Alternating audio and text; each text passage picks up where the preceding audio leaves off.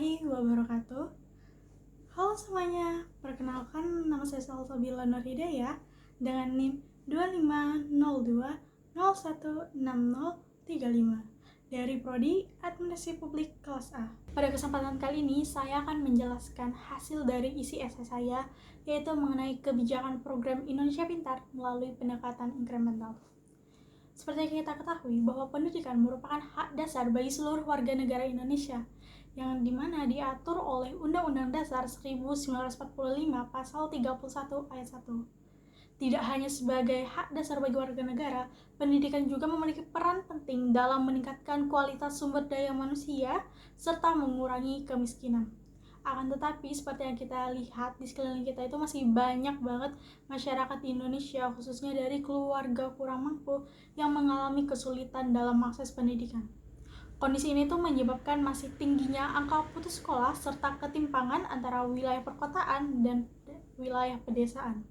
Dalam mengatasi hal tersebut, pemerintah itu menghadirkan berbagai program kebijakan. Salah satunya adalah program Indonesia Pintar, yang dimana program ini merupakan pengembangan dari program sebelumnya, yaitu program bantuan siswa miskin atau BSM. Jika kita analisis menggunakan pendekatan inkremental, kita bisa melihat bahwa program Indonesia Pintar merupakan contoh dari model inkremental itu sendiri, karena pendekatan yang digunakan menekankan perubahan kebijakan secara bertahap atau sedikit demi sedikit. Seperti PIP ini tidak melakukan perubahan secara drastis. Dan seperti yang saya jelaskan sebelumnya, bahwa PIP ini merupakan penyempurnaan dari program bantuan siswa miskin. Jadi pemerintah itu melakukan berbagai perbaikan seperti penggunaan data DTKS dan Dapodik untuk menentukan penerima bantuan serta memperbaiki sistem penyaluran dana agar lebih tepat sasaran. Akan tetapi, dalam pelaksanaan, PIP ini juga mengalami yang namanya itu proses trial and error. Artinya, kebijakan ini tuh terus diperbaiki berdasarkan hasil evaluasi yang dilakukan secara berkala. Pada pelaksanaannya, PIP itu melibatkan berbagai pihak, mulai dari pemerintah pusat, seperti Kementerian Pendidikan, Kementerian Sosial, dan Kementerian Keuangan. Pada tingkat daerah, terdapat dinas pendidikan yang berperan dalam koordinasi dan pengawasan. Selain itu, pihak sekolah yang juga memiliki peran penting dalam pendataan siswa. Tidak hanya pihak sekolah, terdapat juga dari pihak orang tua dan siswa sebagai penerima manfaat, serta pihak bank sebagai penyalur dana juga turut terlibat dalam pelaksanaan program ini. Tentu saja dalam pelaksanaannya itu sering terjadi kompromi antara data dari pusat dengan kondisi nyata di lapangan. Hal ini menyebabkan masih adanya bantuan yang belum tepat sasaran. Selanjutnya kita akan bahas mengenai faktor pendukung dan penghambat pada program Indonesia Pintar. Jadi, faktor pendukung dari program Indonesia Pintar itu adalah meningkatnya anggaran pemerintah serta adanya Kartu Indonesia Pintar sebagai sarana penyaluran bantuan. Sementara itu, faktor penghambatnya meliputi keterlambatan penyaluran dana, data yang belum sepenuhnya akurat, serta keterbatasan infrastruktur, terutama di daerah terpencil atau wilayah 3T. Jadi, dapat disimpulkan bahwa program Indonesia Pintar ini merupakan contoh kebijakan yang dikembangkan secara bertahap atau sedikit demi sedikit. Jadi program ini tuh telah memberikan kontribusi dalam meningkatkan akses pendidikan, khususnya bagi masyarakat kurang mampu.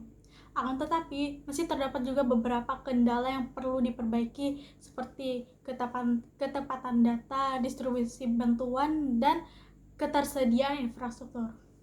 Jadi di sini saya ada beberapa rekomendasi yang mungkin dapat dilakukan, yaitu adalah meningkatkan akurasi data agar bantuan lebih tepat sasaran, memanfaatkan kecanggihan teknologi untuk mempercepat proses penyaluran dana, serta melakukan evaluasi secara berkelanjutan agar program menjadi lebih efektif. Pada kesempatan kali ini, saya tidak hanya membahas hasil dari isi esai saya, tetapi juga saya membahas mengenai hasil dari lembar kerja mahasiswa yang sudah saya kerjakan.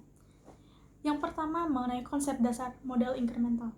Jadi, model inkremental ini merupakan pendekatan dalam pembuatan kebijakan publik yang melihat kebijakan baru sebagai kelanjutan dari kebijakan sebelumnya dengan melakukan perubahan secara bertahap atau sedikit demi sedikit. Konsep ini tuh dikembangkan oleh Charles Lindblom yang berpendapat bahwa pembuat kebijakan pada dasarnya tidak selalu mampu membuat keputusan secara rasional dan menyeluruh. Sebaliknya, mereka lebih sering melakukan penyesuaian kecil terhadap kebijakan yang sudah ada. Tujuan dari digunakannya model inkremental ini tentu saja untuk meminimalkan terjadinya risiko kegagalan, sekaligus mengatasi keterbatasan informasi, waktu, dan sumber daya. Selain itu, proses inkremental juga melibatkan kompromi antar berbagai aktor, serta evaluasi yang berkelanjutan agar kebijakan dapat terus disesuaikan dengan kondisi yang sedang berkembang. Selanjutnya saya akan membahas mengenai kelebihan dan kekurangan dari model inkremental. Jadi kelebihan dari digunakannya model ini tuh karena cenderung mengurangi terjadinya konflik karena perubahan dilakukan secara bertahap. Jadi perubahannya itu dilakukan secara sedikit demi sedikit, bukan yang dilakukan secara drastis gitu. Lalu prosesnya itu relatif lebih cepat dan efisien karena hanya memodifikasi sebagian kecil dari kebijakan yang sudah ada, sehingga lebih hemat waktu dan sumber daya. Model ini juga dianggap realistis karena mempertimbangkan keterbatasan yang dimiliki oleh si pembuat keputusan. Akan tetapi, model inkremental ini juga memiliki kekurangan, yaitu kurangnya memperhatikan visi jangka panjang, sehingga kebijakan yang dihasilkan terasa kurang memiliki arah yang jelas. Selain itu, karena sifatnya yang hati-hati, model ini tuh kurang cocok untuk digunakan pada situasi genting yang membutuhkan keputusan yang cepat dan dilakukannya perubahan yang besar. Hal tersebut menjadi tantangan terutama bagi negara berkembang, salah satunya seperti Indonesia, yang seringkali membutuhkan terobosan kebijakan yang lebih signifikan. Selanjutnya, menganalisis kebijakan publik Indonesia menggunakan incrementalism. Seperti yang sudah saya jelaskan pada bagian hasil esai saya, bahwa program Indonesia Pintar itu merupakan pengembangan dari program sebelumnya, yaitu Bantuan Siswa Miskin atau BSM. Jadi, PIP ini tidak muncul secara tiba-tiba, melainkan melalui proses penyempurnaan dan perluasan kebijakan yang sudah ada. Jadi, PIP itu mengalami penyesuaian misalnya dalam mekanisme distribusi dana, penggunaan data seperti DTKS dan Dapodik, serta penentuan sasaran penerima bantuan, yang dimana itu menunjukkan adanya proses trial and error yang menjadi ciri khas dari model inkremental. Selain itu, PIP juga melibatkan banyak aktor seperti pemerintah pusat, pemerintah daerah, sekolah, hingga lembaga keuangan. Keterlibatan berbagai pihak ini mencerminkan adanya kompromi dalam proses kebijakan. Maka dari itu, dapat disimpulkan bahwa PIP merupakan contoh kebijakan yang menggunakan pendekatan inkremental karena dikembangkan dari kebijakan sebelumnya dan mengalami perubahan secara bertahap. Dan yang terakhir, saya akan membahas mengenai faktor-faktor yang mempengaruhi proses inkremental dalam kebijakan yang saya ambil. Jadi, beberapa faktor utama yang mempengaruhi proses inkremental dalam kebijakan program Indonesia Pintar adalah keterbatasan anggaran, waktu, dan sumber daya manusia yang membuat pemerintah itu tidak dapat melakukan perubahan secara langsung. Selain itu, keterbatasan data seperti DTKS dan Dapodik juga mendorong penyesuaian kebijakan dilakukan secara bertahap. Faktor lainnya adalah keterbatasan infrastruktur, terutama di wilayah tertinggal, terdepan, dan terluar atau daerah 3T. Sekian dari saya. Wassalamualaikum warahmatullahi wabarakatuh.